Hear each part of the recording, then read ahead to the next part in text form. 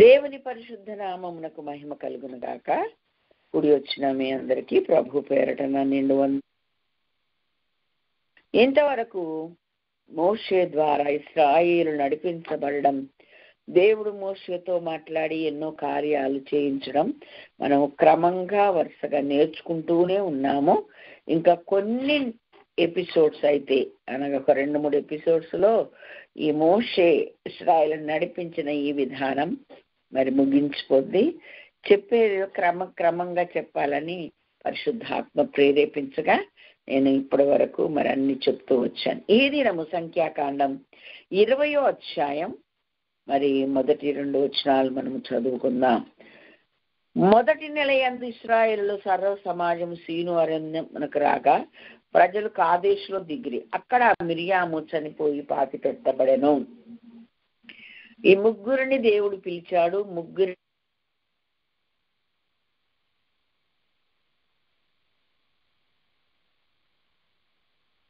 ప్రయాణము తర్వాత మరి కాదేశు మరి అరణ్యములో ఇక మిరియాము చనిపోయిందని రాయబడి ఉంది. ఇక అక్కడ నుండి మనము 2వ వచనం నుండి మనము చదువుకుంటే అక్కడ నీళ్లు లేవంటండి. ఇంత ప్రయాణములో మరి బండ నీళ్ళిచ్చే బండ వాళ్లతో వెంబడించింది అన్న వాక్యంలో మనం చదువుకున్నాం. సరే, దేవుడు పరీక్ష నిమిత్తం అక్కడ నీళ్లు లేకుండా చేస్తాడేమో ఒకవేళ. కానీ వెంటనే వీళ్ళు ఏమన్నారంటే, అందరూ ఇశ్రాయేలు మోషేకు అహరోనులకు విరోధముగా పోగయి ఏమని, ఏంది మమ్మల్ని ఎందుకు తీసుకొచ్చారు? మా సహోదరులు యెహోవా ఎదుట చనిపోయినప్పుడు మేము కూడా చనిపోతే బాగుండేదేమో. వారికి అనుకూలంగా గుణిగిన వాళ్ళందరూ చనిపోయారు కదా అరణ్యంలో. వాళ్ళు చనిపోయినప్పుడు మేము కూడా చనిపోతే ఎంతో మేలు. ఇప్పుడు మా పశువులకు ఇక్కడ చనిపోనట్లు, మేము మా పశువులు చనిపోనట్టు ఈ అరణ్యంలోనికి దేవుడు ఎందుకు తీసుకొచ్చాడు? ఈ కాని చోటికంట మమ్మల్ని తెచ్చుటకు ఐగుప్తులోని మమ్మల్ని ఎందుకు రప్పించాడు? ఈ స్థలములో గింజలు లేవు, అంజూరలు లేవు, ద్రాక్షాలు లేవు, దానిమ్మలు లేవు, త్రాగుటకు నీళ్ళే లేవు.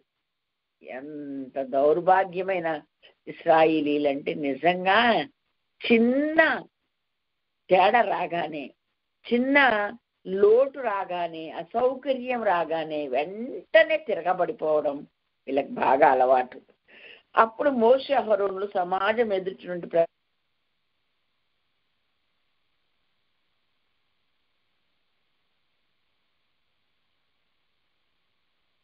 లేవు అని మాట్లాడుతున్నారు. చంపడానికి తీసుకొచ్చారు, అప్పుడే చచ్చిపోయినా బాగుండు, ఇలాంటి మాటలన్నీ మాట్లాడుతున్నారని ప్రత్యక్ష గుడారంలోకి వెళ్ళి సాగిల పడగ యెహోవా మహిమ వారికి కనపడింది.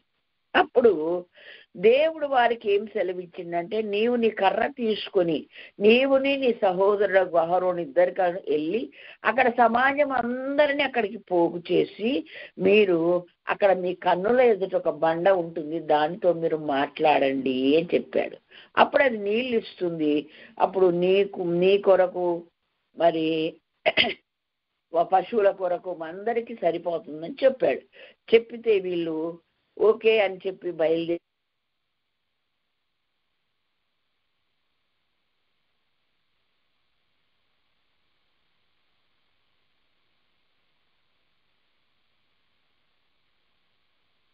అంటే,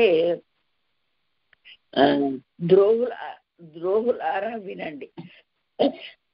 వాళ్ళందరితో ఏం మాట్లాడుతున్నారు వీరిద్దరు కూడా?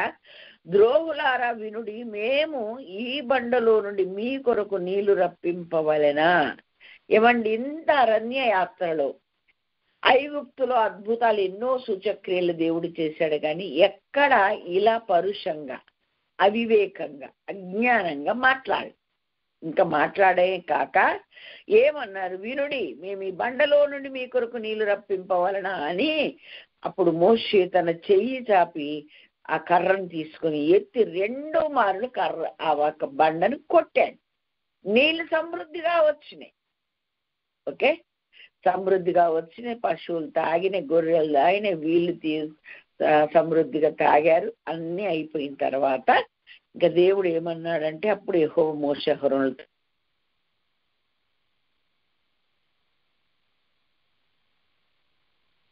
నమ్మకపోతిరి కనుక ఈ సమాజమును నేను వారికిచ్చిన దేశములోనికి మీరు తోడుకొని పోరు అన్నాడు. బాబోయ్, ఏమండి, నీళ్ళైతే సమృద్ధిగా వచ్చినాయి, సమాజం అంతా నీళ్లు తాగారు, వాళ్ళ పశువులు నీళ్ళు తాగాయి, వాళ్ళ గొర్రె మేకలు నీళ్ళు తాగాయి, అంతా అయిపోయింది. దేవుడు ఏమన్నాడంటే, మీరిద్దరు కూడా నా పరిశుద్ధతను మీరు సన్మానించలేదు, నన్ను నమ్ముకొనలేదు మీరు, కాబట్టి మీరు వీరిని వాగ్దాన దేశానికి మీరు తీసుకెళ్ళరిక అని చెప్పాడు. ఎందుకని ఏం జరిగింది మనకు స్పష్టంగా తెలుస్తుంది.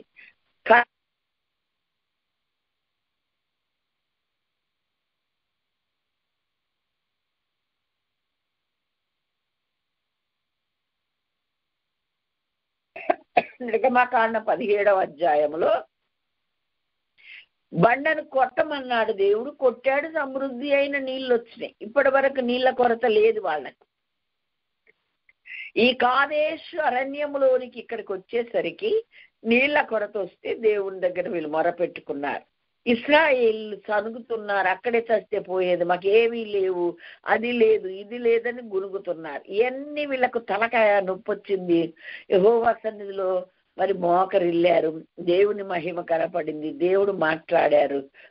అయితే మీరు వీళ్ళందరినీ పోగు చేసి ఆ బండతో మాట్లాడు,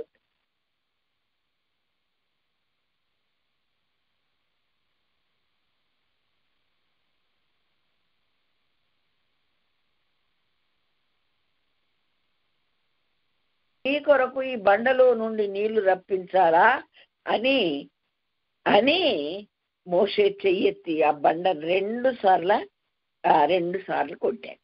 కొట్టేసరికి సమృద్ధి అయిన వాటర్ వచ్చింది. కానీ దేవుడు శుద్ధతను సన్మానించున్నట్లుగా నన్ను నమ్ముకొనకపోతిరి కనుక ఈ సమాజమును నేను వారికి ఇచ్చిన దేశములోనికి మీరు తోడుకొని పోరు. ఎంతకాలము ఆ యొక్క దేశములోనికి మరి వెళ్ళడానికి అర్హులుగా లేని వాళ్ళందరూ అరణ్యంలో చనిపోయారు. ఇప్పుడు నాయకులకే వచ్చింది తిప్పలంతా. ఎందుకు వచ్చింది నాయకులకు తిప్పలు? దేవుడు ఒకటి చెబితే ఒకటి చేశారు. దేవుని పరిశుద్ధతను సన్మానించకుండా ఆ గొప్పతనం ఏదో అదేదో వాళ్ళకు ఆపాదించుకున్నారు. ఎక్కడ ఏమని? మేము చూడండి, మేము ఈ బండలో నుండి మీ కొరకు నీళ్లు రప్పించాలి. వీళ్ళండి రప్పించేది? బండ కొడితే వీళ్ళు కొడితే వస్తాయండి? ఆయన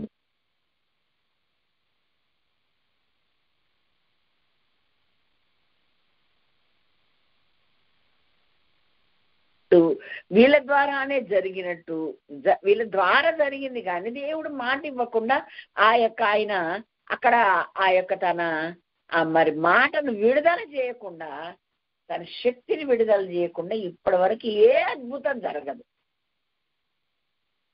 కదండి. ఇప్పుడు వచ్చేస్తుంది, మరి సమాజం అంతా ఇంకా నాశనం అయిపోతున్నారు. మీరు దయచేసి నువ్వు గబగబా వెళ్ళిపో, అహరోను నువ్వు వెళ్ళి ఆ యొక్క ధూపార్తిలో నిప్పులు వేసుకొని ధూపం వేసుకొని వెళ్ళి వాళ్ళని ఆ తెగులు ఆపమని చెప్పితే పరిగెత్తుకొని వెళ్ళాడు. చచ్చిన వారికి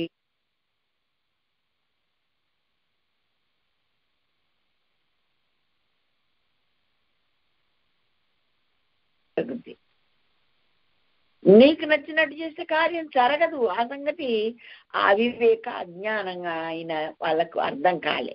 అందుకని ఏమని రాయబడి ఉందంటే 106వ కీర్తన 32 మరి 33వ వచనాలలో వారు ఇశ్రాయేలు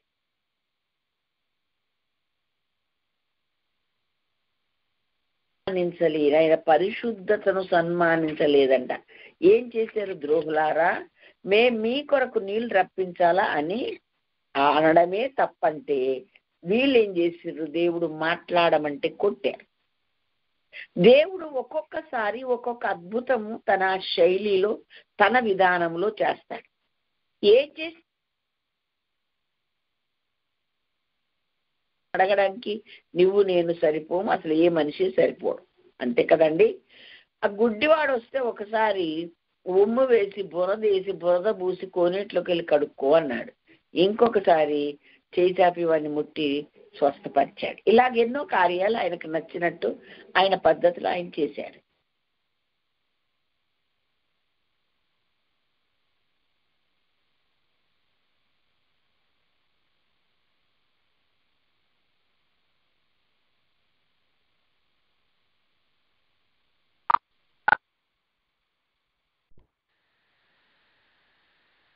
దేవుడు తన శైలిలో తన విధానంలో కార్యాలు చేస్తూ ఉంటాడు. ఆయన చెప్పినట్టు చేయడమే మన విధి. కానీ నీకు తెలిసినట్టు నీకు నచ్చినట్టు లేకపోతే నీకు ఏది గుర్తుంటే అది చేయడం పద్ధతి కాదు అని మోషే అహరోనులకు అర్థం కాలే. ఎందుకంటే కొత్త నిబంధన కాలంలో చూస్తే మాటతో కొంతమంది స్వస్థపరిచారు, ముట్టి కొంతమంది స్వస్థపరిచాడు, బురద పూసి ఒకడు గుడ్డిని కళ్ళు తెరిచాడు, బురద ఉమ్ము వేశాడు, బురద చేశాడు, పూసాడు, వెళ్ళి కోనేటికి వెళ్ళి కడుక్కో అన్నాడు. అలా ఇంకొకడిని అయితే చేయి చాపి వాడిని ముట్టి స్వస్థపరిచాడు కదా. కాబట్టి ఫస్ట్ కొట్టమని చెప్పాడు, ఇప్పుడేమో మాట్లాడమని చెప్పాడు.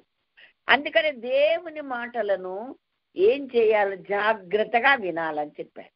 ఒకవేళ విన్నా అదేంటి పొరపాటు చెప్పుంటాడు దేవుడు, అప్పుడు కొడితే కదా వచ్చిన నీళ్లు, ఇప్పుడేంటి మాట్లాడమన్నారా అని కొట్టాడన్నమాట 2 మార్లు అక్కడ. అందుకంటారు మీరు నా మాటను మీరు సన్మానించలేదు, నా యొక్క పరిశుద్ధతను మీరు సన్మానించలేదు, నా మాట మీరు నమ్మలేదు. నా పరిశుద్ధతను సన్మానించున్నట్లు నన్ను నమ్మకపోతిరి. ఇశ్రాయేళ్ల కన్నుల ఎదుట మీరు నేనొకటి చెప్తే మీరు ఒకటి చేశారు, అవమానం అయింది. అంటే ఏంటి, నన్ను సన్మానించలేదు, మీరు నా పరిశుద్ధతను సన్మానించలేదు, నన్ను నమ్మలే. కాబట్టి నీళ్ళైతే ఈ అమాయకమైన ప్రజల కోసం నేను నీళ్ళు ఇస్తాను, కానీ మీరు మాత్రం, అందుకే ఇచ్చి అంటున్నాడు, మీరు మాత్రం ఆ యొక్క నా ప్రజలను వాగ్దాన దేశానికి మీరు తీసుకొని పోరు అన్నాడు. గుండెలో రాయబడి ఉంటుంది వీళ్ళిద్దరికి. రండి, 106వ కీర్తనలో పరిశుద్ధాత్ముడు ఈ విషయాన్ని మరలా ఎత్తిపట్టి రాస్తూ, మెరీబా జలముల యొద్ద వారు ఆయనకు కోపం పుట్టించిది, కావున వారి మూలముగా మోషేకు బాధ కలిగెను. ఎట్లనగా వారు అతని ఆత్మ మీద తిరుగుబాటు చేయగా, ఏమండి, అతడు తన పెదవులతో కాని మాట పలికెను. ఏం కాని మాట? ద్రోహులారా, మేము ఈ బండలో నుండి మీకు నీళ్లు ఇవ్వవలనా అన్నారు. ఏమండి, అది కాని మాటే. అంటే ఇశ్రాయేలీలు కోపం తెప్పించారు, అది లేదు ఇది లేదు, అసలు నీళ్ళే లేవు, ఏంది మాకు ఈ దరిద్రం, మా సహోదరులు చచ్చిపోయారు కొంతమంది, అలా చచ్చిపోయినా బాగుండు, అనవసరంగా ఇక్కడ దాకా తీసుకొచ్చారు, ఇప్పుడు చూడండి నీళ్ళు లేవని వాళ్ళు ఇష్టం వచ్చినట్లుగా మాట్లాడుతూ సనుగుతూ ఉంటే వీళ్ళకి బాధ కలిగి దేవుని సన్నిధికి వెళ్ళారు. దేవుని మహిమ కనపడింది, దేవుడు దిగొచ్చాడు, మాట్లాడాడు. కానీ కోపం తగ్గించుకోకుండా వాళ్ళ మీద కోపంతో దైవ వ్యతిరేకమైన పని చేశారు. దేవుడు చెప్పింది చేయకుండా చెప్పనిది చేశారు. అయితే నిజంగా వారి బుద్ధి అలాంటిది కాదు. వీరు వాళ్ళ ఆత్మ మీద తిరుగుబాటు చేసినందుకు అతడు పెదవులతో కాని మాట పలికాడు అని రాయబడి ఉంది. ఓకే, కాబట్టి ఎవరు కోపం తెప్పించినా, ఎవరు విసుగు తెప్పించినా, ఎవరు మనల్ని ఇబ్బంది పెట్టినా మనం మాత్రం స్పృహలో బతకాలి, నోరును కాచుకోవాలి. నోటిని నాలుకను భద్రం చేసుకున్నవాడు శ్రమల నుండి తన ప్రాణమును కాపాడుకొనును అని సామెతలు 21:23లో వ్రాయబడి ఉంది కదండి.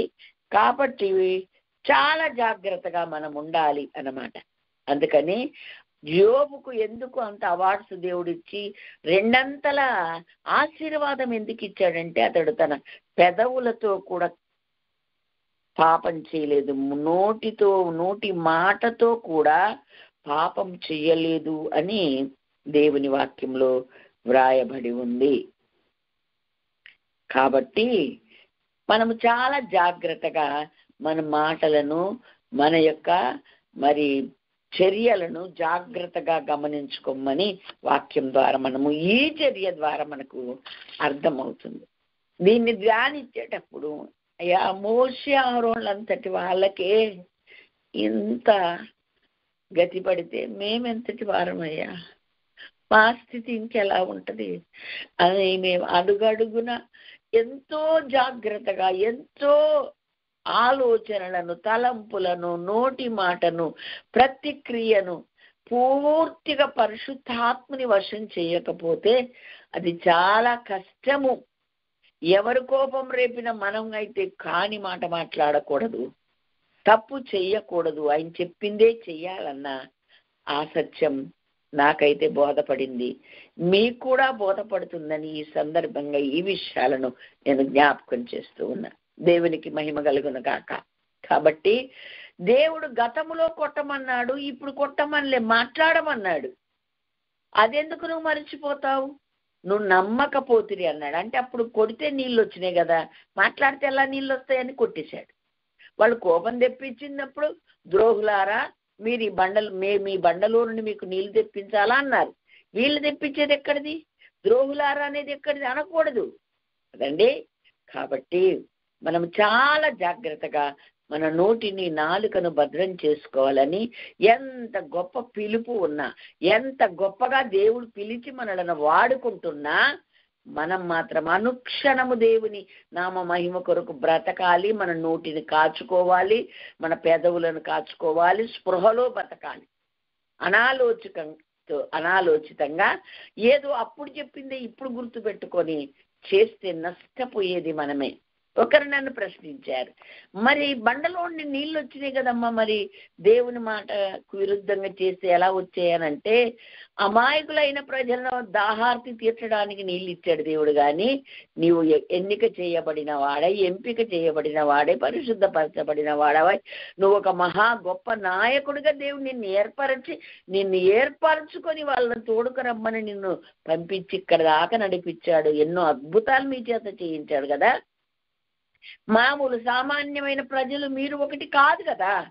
కాబట్టి మీరు అభిషేకించారు, అభిషేక తైలం మీ మీద ఉంది, మీరు చాలా జాగ్రత్తగా ఉండాలి. అందుకని నేను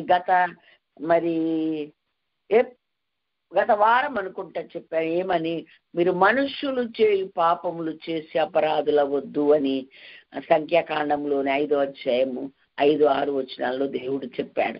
అంటే మనం ఎన్నికైన వారము, ప్రత్యేకించబడిన వారమైతే సామాన్య ప్రజలు చేసినట్లుగా మనం మాట్లాడొద్దు, ప్రవర్తించొద్దు, మనది ఏది ఉండొద్దు అన్న పాఠం మనం గత వారం నేర్చుకున్నాం. అలాగే ఎవరు కోపం తెప్పించిన దేవుని మాటని మీరి దేవునికి కోపం తెప్పించే పనులు మనం ఎప్పుడు చేయొద్దు, కొంచెం స్పృహలో బతకాలని వాక్యం మనకు నేర్పిస్తూ ఉంది. చూడండి, ఇంకా ఎప్పుడైతే మీరు నన్ను తోడుకొని పోరని, ఈ దేశములోకి వాళ్ళని మీరు తోడుకొని పోరని చెప్పాడు, చాలా బాధ కలిగింది వీళ్ళకు. ఆ జలములకి ఏం పేరు పెట్టారంటే వాళ్ళు మెరీబా జలములని పేరు పెట్టారు. ఇంకా ప్రయాణమై కొంత దూరం సాగిపోయిన తర్వాత 22వ వచనం నేను చదువుతున్నప్పుడు, ఇశ్రాయేలీల సర్వ సమాజము కాదేశులో నుండి సాగి హోరు కొండకు వచ్చింది. యెహోవా ఎదోము పొలిమల యొద్దనున్న హోరు కొండలో మోషే అహరోనుకి ఇలా సెలవిచ్చెను, అహరోను తన పితరులతో చేర్చబడును, ఏలయనగా మెరీబా నీళ్ల యొద్ద మీరు నా మాట వినక నా మీద తిరుగుబాటు చేసితిరి గనక నేను ఇశ్రాయేలు ఇచ్చిన దేశమందు అతడు ప్రవేశింపడబ్బా. ఎంత బాధాకరమైన విషయం, ఎంత దుఃఖకరమైన విషయం. కాబట్టి ఇంకేం చెప్తున్నాడంటే, నీవు అహరోను అతని కుమారుడైన ఎలియాజరును తీసుకొని కొండెక్కి అక్కడికి వెళ్ళిన తర్వాత అహరోను ఆ యొక్క వస్త్రాలు తీసి కుమారుడికి వేయి, అతన్ని అభిషేకించు, తన కన్నుల ఎదుట అహరోను తన పితరుల యొద్దకు చేర్చబడతాడు, అక్కడ చనిపోతాడు అని చెప్పాడు. చెప్తే చెప్పినట్టుగానే అది తనకి చాలా కష్టమే, అది బాధే. తన చేతులతోనే దేవుడు చెప్పినట్టు అహరోను అభిషేకించాడు. ప్రధాన యాజకుడుగా అహరోను పనిచేస్తున్నాడు. తన అన్న తనతో ఇప్పటిదాకా సాగాడు. ఇప్పుడు దేవుడు ఏం చెప్తున్నాడంటే, మీరిద్దరు హోరు కొండ మీదకి వెళ్ళండి, అహరోను నా జనులను వాగ్దాన దేశం ప్రవేశపెట్టడు, అతడు ఇక్కడే చనిపోతాడు అని చెప్పాడు. చెప్పితే తన కుమారుడైన ఎలియాజరును తీసుకొని వెళ్ళి అహరోను వస్త్రములు తీసి అతని కుమారుడైన ఎలియాజరుకు తొడిగించాడు. దేవుడు ఇప్పుడు ఏం చెప్తాడు చేస్తున్నాడు. చేసి అహరోను కొండ శిఖరంన ఎప్పుడైతే ఎలియాజరుకు ఆ వస్త్రాలు తొడిగించి చనిపోయాడు. తర్వాత మోషేయు ఎలియాజరు కొండ దిగి వచ్చారు. అహరోను చనిపోయిందని సర్వ సమాజానికి తెలిసి వాళ్ళు 30 దినములు దుఃఖము సరిపిరి అని వ్రాయబడింది. కుమారుడికి ఎంత దుఃఖం అండి, తమ్ముడైన మోషేకి ఎంత దుఃఖం అండి. దుఃఖమును దిగమింగుకొని బాధంతా కడుపులో పెట్టుకొని చేసిన పొరపాటుకు ఈ అవివేకమైన అజ్ఞానమైన చర్యకు మాకు మరణం వచ్చింది కదా అనుకొని మరి అహరోను అక్కడికి కొండ మీదకి తీసుకెళ్ళి ఆ యొక్క యాజక వస్త్రాలు ఎలియాజరుకు తొడిగించి ఇక అక్కడి నుండి వీళ్ళిద్దరు వారి కనుల ఎదుటే ఆ కొండ మీద అహరోను చనిపోయాడు.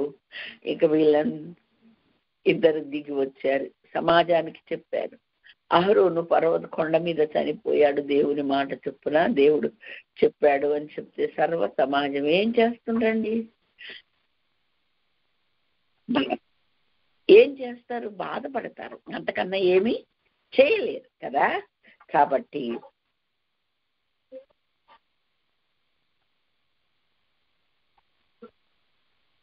మనమందరము కూడా ఈ విషయమే చాలా జాగ్రత్తగా ఉండాలని ఇదొక హెచ్చరిక. మనం ఎంత ఏర్పరచబడిన వారమైనను, దేవుడు మనల్ని ఎంత మెచ్చుకున్నా, ఆయనకు నచ్చినట్టు ఎంతవరకు బ్రతికినా చివరి వరకు బ్రతికే ఆ స్థాయి మనం పోగొట్టుకోవద్దు, తొందరపడొద్దు.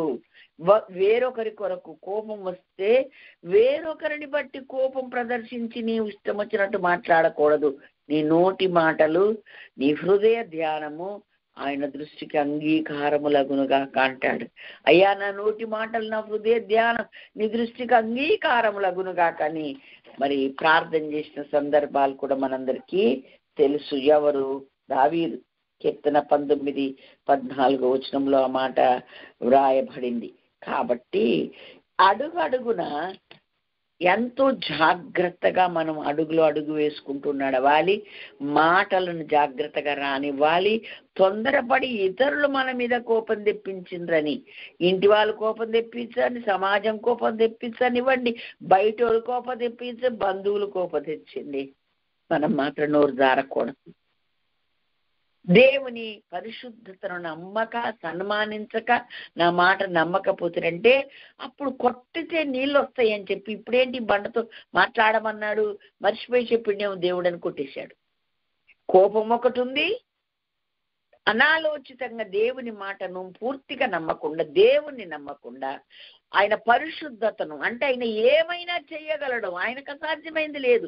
ఒకప్పుడు అలా చేస్తాడు, ఒకప్పుడు ఇలా చేస్తాడు, చెప్పినట్టు చేయడమే నా డ్యూటీ అనుకోవాలి. కానీ పొరపాటు చేశాడేంటి, అప్పుడు అలా చెప్పాడు ఇప్పుడు ఇలా చెప్పాడని నీ సొంత ఆలోచనతో మరి మోషే తొందరపడిపోయి కొట్టినందున వాళ్ళు కోపం తెప్పించి ఆత్మ మీద తిరుగుబాటు చేస్తే కాని మాట పలకడం అనేది చాలా తప్పు అని మనకు అర్థమవుతుంది.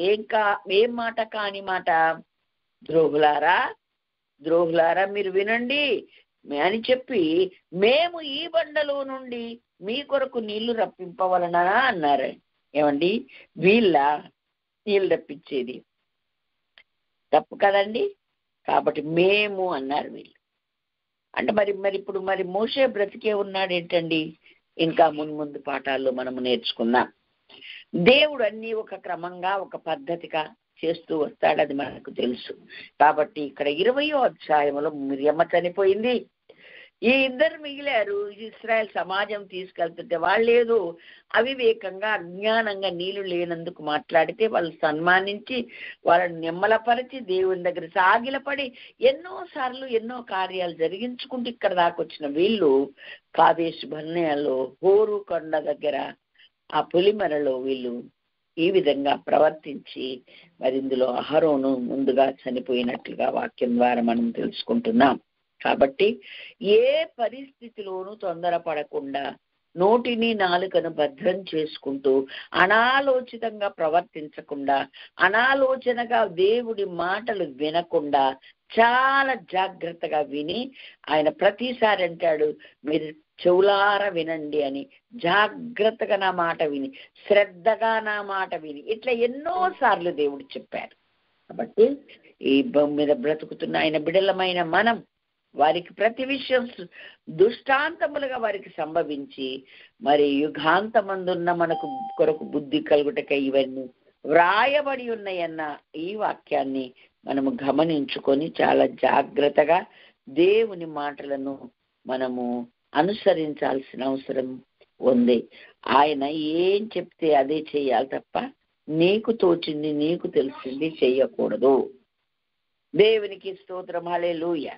కాబట్టి మరి దేవుని దృష్టికి అందరూ సమానమేనని ఈ ఉదంతం జ్ఞాపకం వచ్చినప్పుడల్లా మరింత దుఃఖం కలుగుతుంది.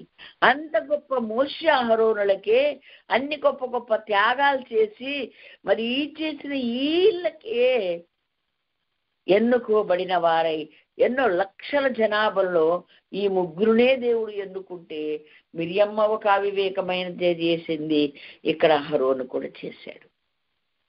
ఏమండి, దేవుడు ఎన్నుకోవడం ఎంత అవసరమో చివరి వరకు ఆయన కోసం నిలబడ్డం అంతే అవసరం అండి. అందుకని ఇతరులకు బోధించి నేనే భ్రష్టుడనైపోతానేమోనని నా శరీరమును నలగగొట్టుకొని దాన్ని నేను లోపరుచుకుంటున్నానని అపోస్తలుడైన పౌలు గారు మరి 1 కొరింథీ పత్రిక 9వ అధ్యాయం 27వ వచనములో వ్రాసాడు, మనకు తెలుసు. బట్టి మనం చాలా జాగ్రత్తగా దేవుని సన్నిధిలో మసులుకోవాలని, ఎలాగంటే అలాగా దేవుని పనులు మనం చేయొద్దని, దైవ విరోధమైన మాట కానీ ఆలోచన కానీ మన నోట రాకుండానట్లుగా మనము చాలా జాగ్రత్తగా మనము ఉండాలని దేవుని వాక్యం ద్వారా మనము తెలుసుకుంటూ ఉన్నాం కదండి. కాబట్టి ఇక్కడ మనకు 20వ అధ్యాయములో మిరియాం ప్రారంభంలోనే కొద్ది దూరం వచ్చిన తర్వాత ఈ యొక్క మరి సమాజము ఇక్కడ కాదేశులో మిరియామ చనిపోయింది. ఆ తర్వాత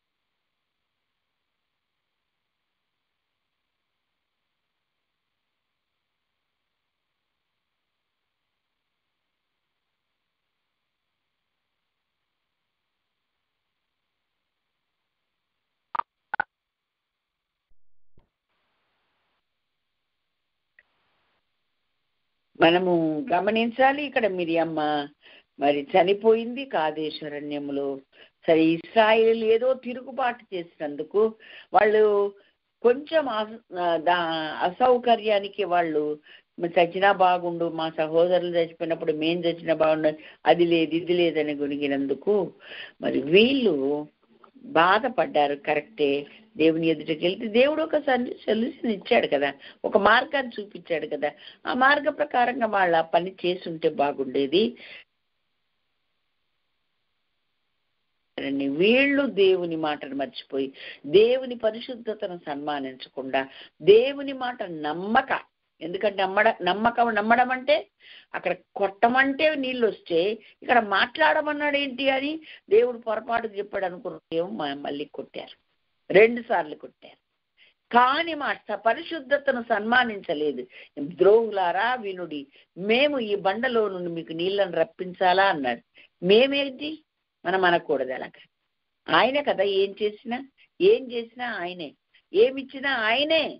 కాబట్టి ఇలాంటి మాటలు మాట్లాడి త్వరపడిపోయి మరి కాని మాట మాట్లాడి వారు అతని ఆత్మకు విరోధంగా వాళ్ళు లేచారు కాబట్టి, మాట్లాడారు కాబట్టి, కోపం రేపారు కాబట్టి పెదవులతో కాని మాట పలికాడని.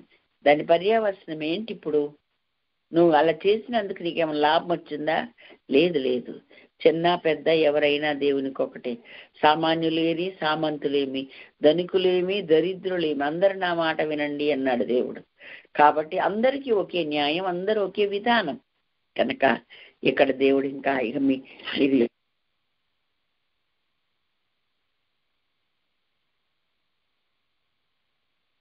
చేయాల్సిన వాళ్ళ అబ్బాయి ఉన్నాడు కాబట్టి ఆయన మరి అక్కడ ఆ కొండ మీదకి తీసుకొని వెళ్ళు, ఆ వస్త్రాలు ఇతనికి తొడిగించు, ఆ తర్వాత మరి మీరిద్దరు అక్కడ చనిపోతాడు, మీరిద్దరి కిందికి దిగిరండి అని దేవుడు తెలుస్తూ ఉంది. కాబట్టి అందరు అలాగెళ్ళారు. ఏలి కొడుకు ముందు, ఆ తమ్ముడు ముందు అతడు అలాగ హోరు కొండ మీద పడి మరి చనిపోయాడు కదండి. చనిపోతే కామ్గా మాట్లాడకుండా వాళ్ళు ఇద్దరు, మోషే ఎలియాజరు కొండ దిగి వచ్చేసారు. ఇశ్రాయిల్ అయ్యో మోషే మరి అహరోను చనిపోయిందని చెప్పి 30 దినములు మరి దుఃఖము సలిపారు. కాబట్టి సంతాప దినాలు అంటారు మన భాషలో, అలా చేశారు. ఏది ఏమైనా, ఎంత గొప్ప వాళ్ళైనా, ఎంతటి ప్రసిద్ధులైనా, దేవుడు ఎంత హెచ్చించినా, దైవ విరోధమైన మాటలు మాట్లాడినా, దేవుని నమ్మక విరోధంగా పని చేసిన నష్టపోయేది మనమేనని మోషే అహరోనంతటి వారికే పెట్టుకొని భయముతో వణుకుతో మన సొంత రక్షణను కొనసాగించుకుంటూ ప్రభు రాజ్యం కొరకు మనమందరం సిద్ధపడదాం, ధన్యులమవుదాం. దేవుని మాట చాలా ఖచ్చితం, ఆయన చాలా ఖచ్చితమైన వాడు కనుక మనం కూడా అంతే ఖచ్చితంగా మన మాట కూడా అవునంటే అవును, కాదంటే కాదు అని ఉండాలన్న దేవుని మాట ఎప్పుడు మనసులో పెట్టుకొని ఎక్కడ తుట్టిల్లకుండా, మాట ఎక్కడ జారకుండా, యోబు నోటి మాటతో కూడా పాపం చేయలేదు అన్నమాట 2 సార్లు గ్రంథంలో రాసి ఉంచారు. కాబట్టి మనము ఆ విషయంలో కూడా మనం జ్ఞాపకం చేసుకుంటూ చాలా భయంతో దేవుని సన్నిధిలో బ్రతుకుదాం. అట్టి కృపా దేవుడు మనందరికి అనుగ్రహించును గాక. దేవుడి మాటలను దీవించును గాక.